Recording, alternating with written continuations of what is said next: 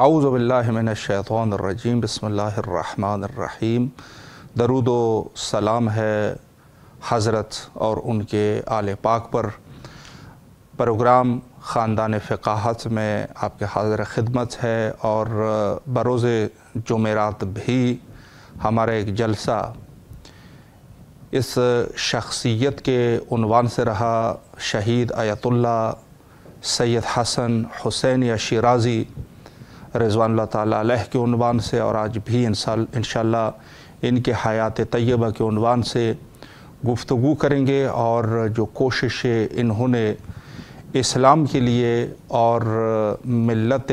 तशय्यो जो कि हकीकी इस्लाम है उस उन्वान से उन्होंने जो कोशिशें की, और हत्ता इल्मी मैदान में इनका क्या किरदार रहा, सकाफ़ती व फ़रहंगी एतबार से इनका क्या किरदार रहा, ये ख़ुद सारे के सारे पहलू ज़ेर बहस है। और यकीनन इस किस्म की शख्सियात के बारे में बहुत कम लोग जो है वो इल्म रखते हैं, दरहाली के इन लोगों ने बड़ी कोशिश की है और इन्हीं की कोशिशों की वजह से बहुत सारे रास्ते मज़हब तशय्यो के लिए हमवार हुई। चूँकि जो जुल्म का सिलसिला इब्तिदाई अयाम से चला था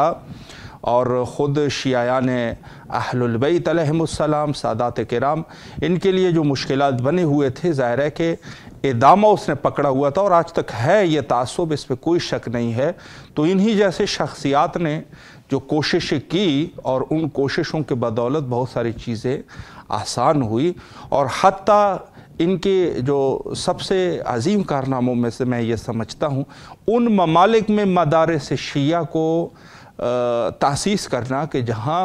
शिया जो है वो अक़लियत शुमार होते हैं। वैसे तो सभी ममालिक में गिने चुने एक दो ममालिक के अलावा बाकी तो ज़ाहिर है कि शिया जो है वो अक़लियत में होते हैं, लेकिन अक़लियत में भी वहाँ पर जो है वो कमज़ोर तरीन हालत में थे, कमज़ोर तरीन हालत। अब इससे ज़्यादा जो है वो मैं तौज़ीह नहीं देना चाहूँगा, लेकिन वहाँ पर जैसे ख़ुद ये मुल्क जो है सीरिया जो है हज़रत शरीकतुल हुसैन सलामुल्लाह अलैहा का रोज़ा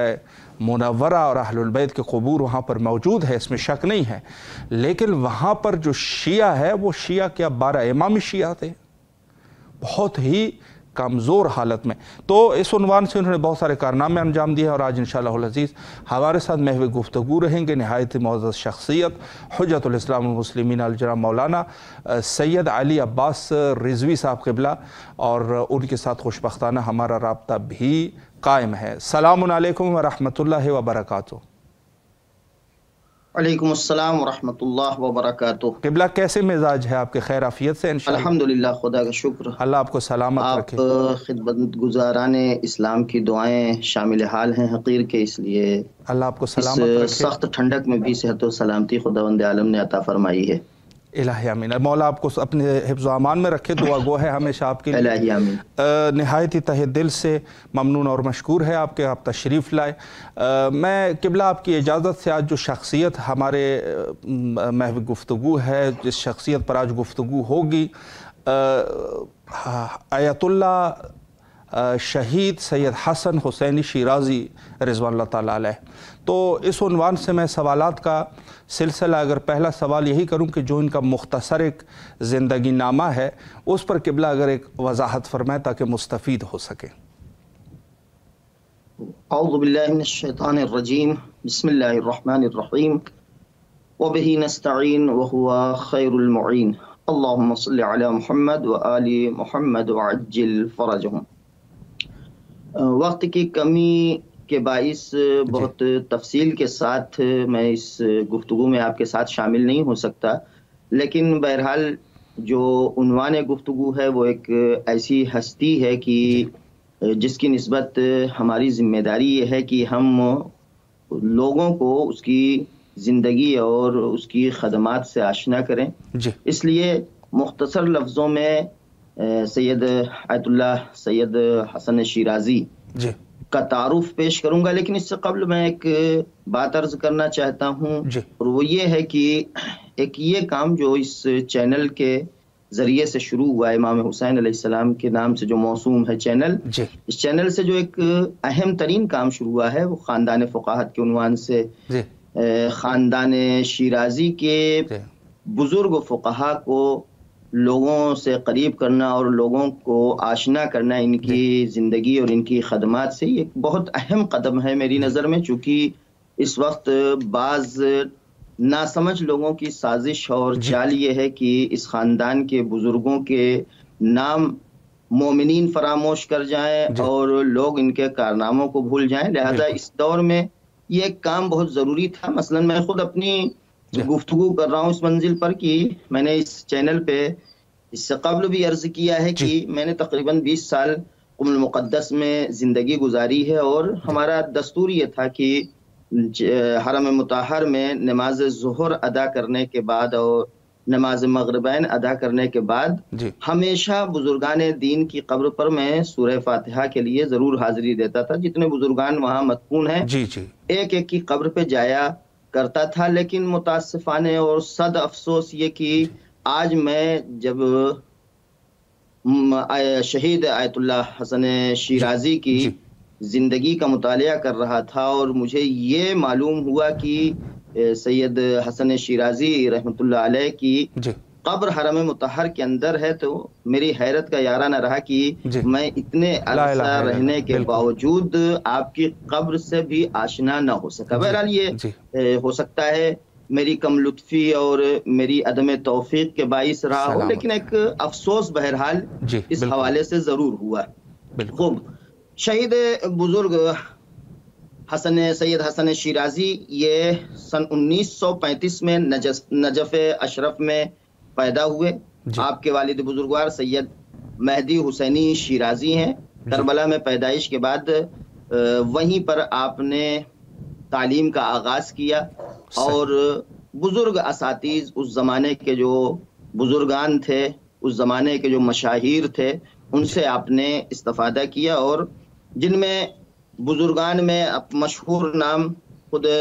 آیت اللہ ہادی میلانی ایک عظیم ہستی رہے ہیں، ان کی خدمت میں تلمس کیا ہے۔ محمد رضا اصفہانی رحمۃ اللہ علیہ کی خدمت میں تلمس کیا ہے، وہاں درس و تدریس کا سلسلہ جاری رکھا، اور بڑی کم مدت میں اور بڑی کم عمر میں آپ نے علمی لوہا اپنا منوایا اور خود بھی درس اور تدریس کا سلسلہ جاری کیا۔ متعدد کتابیں تالیف کی ہیں کہ جن کی فہرست تو تفصیل کے ساتھ نہیں پیش کی جا سکتی، لیکن بہرحال اجمال جس کا یہ ہے کہ آپ نے کتاب کا سلسلہ وار کتاب سیریل وائز کتاب لکھا موسوعۃ الکلمہ کے نام سے، جس میں تمام ائمہ اطہار علیہ الصلوۃ والسلام کی زندگی پر گفتگو کی ہے۔ ہر جلد میں ایک امام معصوم کے حوالے سے گفتگو کی ہے، لیکن ان میں سے بعض اس کی جلدیں ابھی تک چھپ کر سامنے نہیں آئی ہیں، شائع نہیں ہو سکی ہیں۔ اور ایک بہت اہم قدم تالیفات کے حوالے سے آپ کا یہ رہا ہے کہ آپ نے الاقتصاد الاسلامی ایک کتاب لکھا،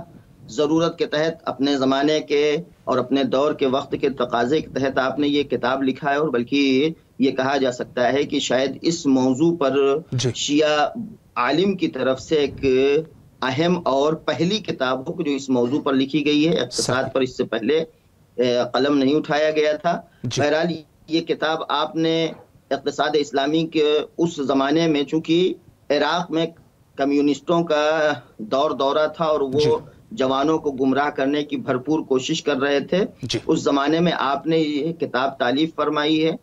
بلکہ یہ اگر تالیفات کی دنیا سے آ کر میں اجمال میں آ جاؤں اور مختصر تعارف کراؤں تو یہ سمجھ لیں کہ یہ وہ بزرگ ہستی ہیں کہ جن کا تعلق ہی ایسے خاندان سے رہا ہے جس نے اپنے کو دین اسلام اور تشیع کی خدمت کے لیے وقف کر دیا تھا۔ آپ نے جہاں پر بے شمار علمی کارنامے انجام دیے ہیں، وہیں پر آپ کی سماجی خدمات بھی ہیں، وہیں پر آپ کی ثقافتی خدمات بھی ہیں، وہیں آپ کی سیاسی خدمات بھی ہیں کہ جن کو انشاءاللہ آگے گفتگو میں بعض چیزوں کو تفصیل کے ساتھ پیش کیا جائے گا۔ لیکن یہ سمجھ لیں کہ یہ خدمت دین کے، تبلیغ اسلام کے عاشق اور دلدادہ تھے۔ بڑی دلچسپی کے ساتھ، نہایت لگن کے ساتھ دین کا کام آپ انجام دے رہے تھے. بالکل. چونکہ آپ کی جوانی کا دور ہے کہ جس دور میں عراق کے حالات بڑے خراب ہیں، وہاں پر عبد الکریم قاسم جی اس زمانے میں عراق کا حاکم ہے، اور کمیونسٹوں نے جی میشل افلق کے ہمراہی سے وہاں پر حزب بعث بھی دوبارہ جان پیدا کر چکی ہے اپنے اندر، اور اس نے اپنی کارکردگیوں شروع کر دیا ہے. جی عراق کے جوانوں کو منحرف کرنے کے لیے، گمراہ کرنے کے لیے طرح طرح کے اقدامات کیے جا رہے تھے. لہٰذا ایسے زمانے میں اگر یہ کہا جائے کہ سید حسن شیرازی رحمۃ اللہ علیہ کہ جنہوں نے ایک لمحہ کے لیے اپنے کو بغیر تھکے ہوئے، بغیر آرام کیے ہوئے، آپ نے مسلسل علمی خدمات اور سیاسی اور سماجی خدمات انجام دیتے رہے، تاکہ قوم کے نوجوانوں کو، بالخصوص قوم کے نوجوانوں کو ان گمراہ افکار سے بچایا جا سکے کہ جن افکار کو کمیونسٹ لوگ عراق میں باقاعدہ رواج دینا چاہ رہے تھے. لہذا ایک اجمالی خاکے کے طور پہ یہ کہا جا سکتا ہے کہ سن 1935 میں آپ وہاں پیدا ہوئے، جوانی وہیں گزری ہے، متعدد علمی، سیاسی اور سماجی خدمات انجام دی ہیں، اور پھر آپ سیریا کی سرزمین پر 1980 میں شہید ہو جاتے ہیں. اب نہیں معلوم انجان لوگوں کے ہاتھوں. بہرحال یہ واضح ہے کہ آپ کے دشمن اس وقت کمیونسٹ پارٹیاں بھی تھیں اور حزب بعث بھی آپ کی دشمن تھی، لہٰذا آپ کی زندگی کا خاتمہ 1980 میں ہو جاتا ہے. یہاں پر میں اس تعارفی سلسلے میں ایک بات کہنا چاہوں گا کہ اگر آپ اس 1935 سے لے کر 1980 کے فاصلے کو جوڑیں تو 45-46 سال سے زیادہ عمر نہیں ہو رہی ہے. اور ایسی ہستیوں کے کارنامے پر جب میں نظر کرتا ہوں تو خود اپنی ذات پر ہنسی آتی ہے اور افسوس بھی ہوتا ہے کہ حقیر کی عمر تقریباً 44-45 سال کے قریب ہو چکی ہے، اور آج تک کوئی بنیادی کارنامہ، بنیادی کام میں نہیں کر سکا ہوں. اور ادھر سے جب اس جیسی ہستی کی زندگی دیکھی جاتی ہے کہ جس نے اس کم مدت میں وہ کارنامے انجام دیے ہیں کہ جو لوگوں کی 100 سال اور 80 سال اور 90 سال کی عمر پر بھی بھاری پڑ جاتے ہیں. بہرحال خلاصے کے طور پر میں آخر میں یہی عرض کروں گا کہ شہید کی زندگی نہایت بابرکت زندگی رہی ہے کہ جس کی فیوزات سے آج بھی سیریا، لبنان اور ساحل عاج اور بعض دوسرے افریقی ممالک کے لوگ فیض حاصل کر رہے ہیں. جی قبلہ، بہت خوبصورت طریقے سے آپ نے وضاحت فرمائی. ایک سوال جو ہے ان کی زندگی میں جو انہوں نے، آپ نے اشارہ بھی فرمایا کہ ثقافتی اور فرہنگی کام بھی انجام دیتے رہے مختلف ممالک میں، تو اس عنوان سے بھی اگر ایک وضاحت فرمائے کہ ان کے کیا ثقافتی اور کیا وہ مفید کام تھے جو انہوں نے انجام دیے، اس پر بھی اگر ایک وضاحت ہو جائے. جی بہرحال اس سے قبل کہ میں اس عنوان سے آگے گفتگو کروں، ایک نقطہ میں آپ کی زندگی کے حوالے سے یہ عرض کرنا چاہوں گا کہ شہید حسن شیرازی رحمۃ اللہ علیہ کا ایک امتیاز یہ تھا کہ انہوں نے کبھی بھی اپنے کو کسی ملک سے وابستہ نہیں کیا اور اپنے کو اسلامی مملکتوں کا خادم سمجھتے رہے. لہذا آپ نے جو کارنامے انجام دیے، جو آپ کے نمایاں کام ہیں، ان کا دائرہ یہ 3 ملکوں میں بہرحال پختہ طور پہ پایا جاتا ہے. اس کے علاوہ آپ نے دوسرے ملکوں میں بھی سفر کیا ہے، وہاں بھی آپ کے خدمات کے نشانات پائے جاتے ہیں. 3 ملک میں پہلی سرزمین جو ہے کہ جو آپ کے کارناموں کا دائرہ ہے وہ سرزمین عراق ہے، دوسری سرزمین سیریا، اور تیسری سرزمین لبنان. اور اس کے بعد افریقہ کے 2 ملکوں کے حوالے سے وہاں پر آپ کے جو کارنامے ہیں وہ بھی یادگاری کارنامے ہیں. پھر آپ کا سفر جو رہا ہے مصر کی طرف یا سعودی عربیہ کی طرف، یہ بھی آپ کے وہ اسفار تھے کہ جو لائق ذکر ہیں. تو میں کچھ چیزوں کو بہت ہی اجمال کے ساتھ عرض کرنا چاہوں گا کہ عراق کی خدمات کی طرف میں نے اشارہ کیا کہ عراق میں آپ نے जवानों को गुमराही से बचाने के लिए जो कारनामे अंजाम दिए, उनमें इल्मी कारनामों के साथ साथ तबलीगी कारनामों के साथ साथ आपका एक अहम तरीन इक़दाम ये था कि किसी भी तरह जवानों को वहां पर गुमराही से महफूज किया जाए, मुनहरिफ होने से बचाया जाए। लिहाजा मुतअद्दिद काम आपने अंजाम दिए, जहां मुख्तलिफ तरह की मैगजीनें आपने, माहाना मैगजीनें मुख्तलिफ नामों से शाया की, कि जिनकी तफसील अगर आप चाहें तो चंद के नाम मैं यहाँ पर पेश कर रहा हूँ। आपने मसलन अल अखलाक वल आदाब एक मैगजीन, अजवबतुल मसाइल उद्दीनिया, निदाउल इस्लाम, आलामुशिया में आपने बुजुर्गाने दीन के इल्मी और उनके खदमात का तस्करा किया, बुजुर्गान शेख मुफीद, इस तरह के बुजुर्गान के कारनामों को जिक्र किया है। और इससे आपका हदफ असल इन मैगजीन के शाया करने से और इनके चाप करने का मकसद ये होता था कि इराक के नौजवान, इराक के जवान ये उन इनहराफी फिक्रों का शिकार ना हो जाए जो इनहराफी फिक्र दुश्मनान इस्लाम की तरफ से इराक में राइज हो रही थी। लिहाजा इन्होंने इस हवाले से जहां एक तरफ जो है मुतअद्दिद तरह की मैगजीन को शाया किया, वहीं पर एक अहम तरीन इक़दाम आपका अश-शबाबुल हुसैनी के नाम से एक गिरोह की तश्कील थी, कि जिस गिरोह की तश्कील का मकसद ये था कि इसके तहत में मुतअद्दिद दीनी प्रोग्राम अंजाम दिए जाते थे, प्रोग्राम होते थे। उन प्रोग्रामों में जवानों को बिलखुसूस मदऊ किया जाता था और जवान इन प्रोग्रामों में आने के बाद अपने सवालात को इनके सामने पेश करते थे और ये उन जवानों को काने कुनिंदा जवाब देते थे। सही। इसी के साथ साथ आपने अपने बड़े भाई आयतुल्लाह मोहम्मद शिराजी रहमतुल्लाह अलैह के इशारे पर और उनके मशवरे से 13 रजबुल मुरज्जब को मौलाए कायनात के रोज़ विलादत आपने नजफ़ अशरफ में एक बहुत अजीम कॉन्फ्रेंस का इनेकाद किया, जिस कॉन्फ्रेंस का असल मकसद ये था कि इराक के कबाइल को जमा करके, इराक के मोमिनीन को जमा करके उन्हें इस्लाम पर आने वाले खतरात से मुतवज्जे किया जा सके। अगरचे हुकूमत वक्त की जानिब से इस प्रोग्राम की बहुत ज्यादा मुखालिफत हुई, लेकिन शहीद का ये काम भी बखूबी अंजाम पाया और इसका असर ये हुआ कि इराक के कबाइल और इराक के मोमिनीन इराक के हालात से बखूबी वाकिफ हो गए और उन खतरात को उन्होंने महसूस कर लिया कि जो खतरात इराक के अवाम और मुसलमानों के ऊपर मंडला रहे थे। इराक के मुतअद्दिद कारनामों में ये मैंने इख्तिसार के साथ 2 का तस्करा किया। उसके बाद आप अगर सीरिया पहुंच जाएं तो सीरिया में आने के बाद सैयद शहीद की बहुत सारी खदमात हैं कि जिनमें से मैं समझता हूं कि अगर मैं सिर्फ 3 की तरफ इशारा करूं तो वो भी काफी होगा, अगरचे मैं बहुत इख्तिसार के साथ ये गुफ्तगू कर रहा हूं, वरना अगर तफसील पे आ जाऊं तो नाम बनाम कहाँ पे आपने कौन सी खिदमत अंजाम दी। चूंकि एक दस्तूर ये बन चुका है कि इस जमाने में बिलखुसूस कुछ गरजमंद अफराद वो हैं कि जो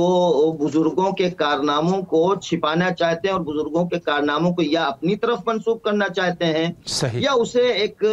ऐसी शक्ल देकर पेश करना चाहते हैं कि मोमिनीन हकीकत से आशना ना होने पाए। लिहाजा सीरिया में पहुंचने के बाद सीरिया में आपका एक अहम तरीन कारनामा हौज़ा इल्मिया ज़ैनबिया की तासीस है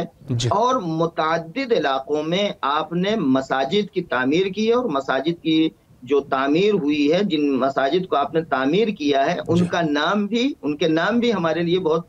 काबिल तवज्जो थे कि जितनी भी मस्जिदें जिन जिन जगहों पर तामीर हुई हैं वो सारी मस्जिदें अइम्मा अत्हार अलैहिस्सलाम के नामों से मौसूम थी। यानी इससे ये अंदाजा होता है कि आज अफसोस के साथ ये कहना पड़ रहा है कि अगर लोग कोई कारनामा करते हैं तो उनकी कोशिश ये होती है कि उनका नाम वहां पर बाकायदा बोर्ड पर आ जाए। हमारे हिंदुस्तान में मस्जिदें बनाने वाले इदारे हैं, मस्जिदें बनाने वाली कमेटियां हैं और जिनको बाहर से भी ताउन मिलता है और जब मस्जिद किसी देहात में बनती है तो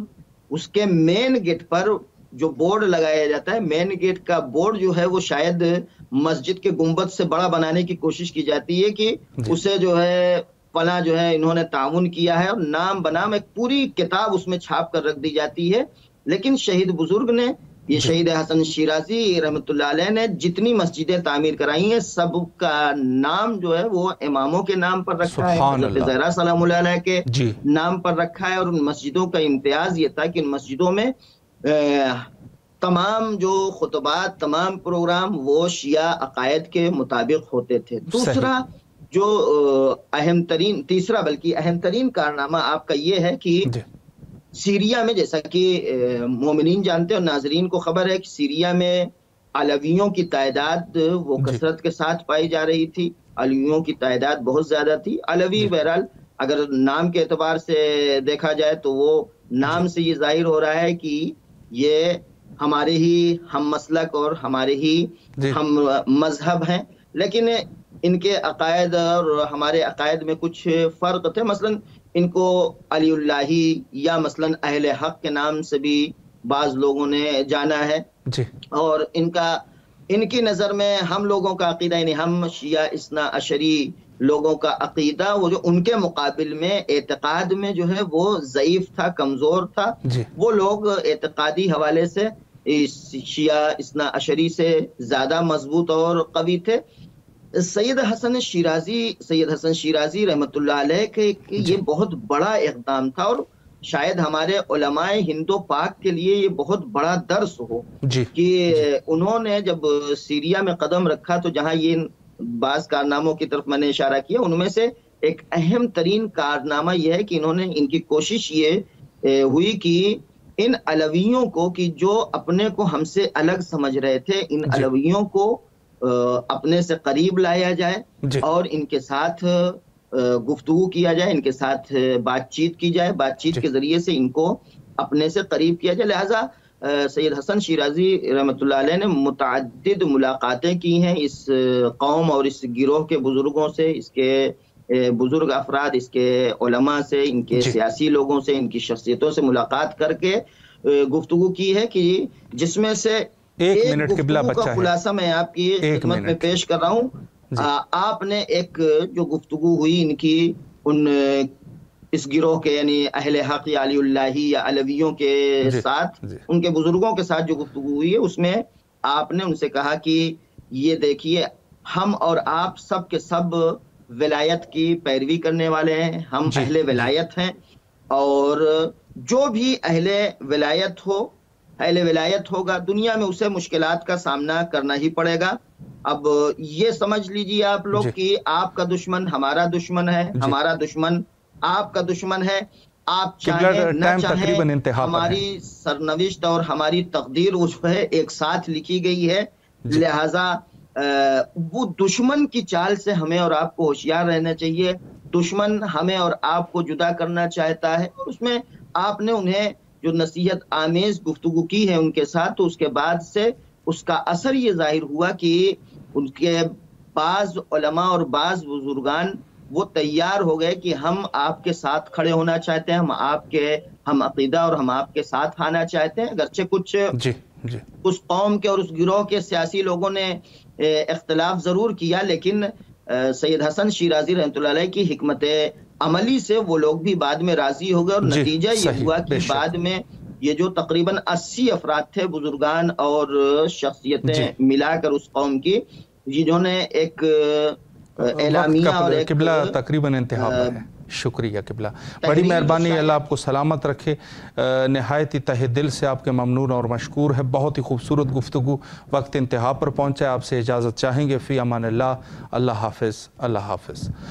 جی، اس وقت آپ خوبصورت گفتگو فرما رہے تھے حجت الاسلام والمسلمین علی جناب مولانا سید علی عباس رضوی صاحب قبلہ کی زبانی، اور بہت ہی خوبصورت طریقے سے شہید کی زندگی کو پر گفتگو فرما رہے تھے. وقت بھی تقریباً ہمارا انتہا پر پہنچ چکا ہے، اور آخر میں حجت خدا کے ظہور کے لیے دعا کرتے ہیں. اللہم عجل لولیک الفرج.